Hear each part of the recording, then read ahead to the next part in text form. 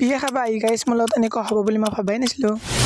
বিয়া গাইজ বিয়া বুলি ক'লে চবৰে মনটো ফূৰ্তি লাগি যায়। কাৰণটো হৈছে মাছে মাংস খাব পাই না বিয়াত গেলি। বিয়াৰ কথা কোৱা কাৰণটো হৈছে গাইজ মানে আজি এখন আছে আমাৰ বিয়াখন খাব যাম। গা পা ধুনীয়াকৈ ধুই লৈ একযোৰ ড্ৰেছ পিন্ধি লৈছোঁ। তাৰে ওপৰত লগাইছোঁ মোৰ ফেভৰেট পাৰফিউম। মোক লগত দেখাবা আমাক চিষ্টাৰকো লাগে আৰু তাইক লগে তাইৰ মোচানটো দেখছি না মুখৰ কেনেকুৱা কৰে। পিছে গাইজ আজি বিয়া খোৱাৰ টিমটো হৈছে মোৰ এইটো মানে বাকীকেইটা নাই। মাছ মাংসৰ লগত সঁচাকচোন গাইজ তাড়াতাড়ি বেগ দি আমি ফাইনেলি আহি পালোঁ বিয়া ঘৰ। আহি কিনে যিবিলাক আমাৰ ৰক্ষণাল দিব তাতে ক'তো লেখা নাই। আৰু আমাৰ বাইদেউহঁতে বিয়া ঘৰত আহি কিনে মোবাইলত পুৰা মজগুল হৈ গৈছে। 1 ঘণ্টামান ৰখাৰ পিছত আমাক লাহেকে মাতিলে ভাত খাবা। কি আইটেম দিছিল বা কেনেকে খাইছোঁ গাইছ আপোনালোকক দেখুৱাই নহ'ল। কাৰণটো গাইছ মোৰ আগত যেগিটা বৈছে মানে কি মই ভিডিঅ' কৰাওঁতেও চাই থাকে খাওঁতেও চাই থাকে। ভিডিঅ'টো দূৰৰে কথা পেট ভৰে ভাতকেইটা খাব নোৱাৰিলোঁ গাইছ মই। ভাত খাব নোৱাৰিলে কি হ'ল গাইছ কিন্তু তামোল মোকে চুবাইছোঁ চাওকচোন একবাৰ। আমাৰ বাইদেউক বোলে বিয়াত বোলে কোনোবাই মনে ফটো মাৰিছিলে আহোঁতে তাকে কথা পাতি আমি আহিছিলোঁ। গধূলি টিউচনটো কৰি মই ঘৰ আহি দেখিলোঁ আমাৰ ঘৰত মুক্কু বহি আছে মুক্কু। এনেই গাইছ এই পাগেলিটো সদায় মতে আজি কিন্তু কি বাৰ হৈছে গম নাপাওঁ গধূলি আহি পাইছে। আৰু গাইছ এবিকে আমাৰ পাপাজি আনিছিল চিপছ আৰু এই চিপছটো খাই সঁচাই বহুত ভাল লাগে। মানে আপোনালোকে এইটো চিপছ খালে বাকী যিমান চিপছ আছে তেৰে মেৰে চব পাহৰি যাব।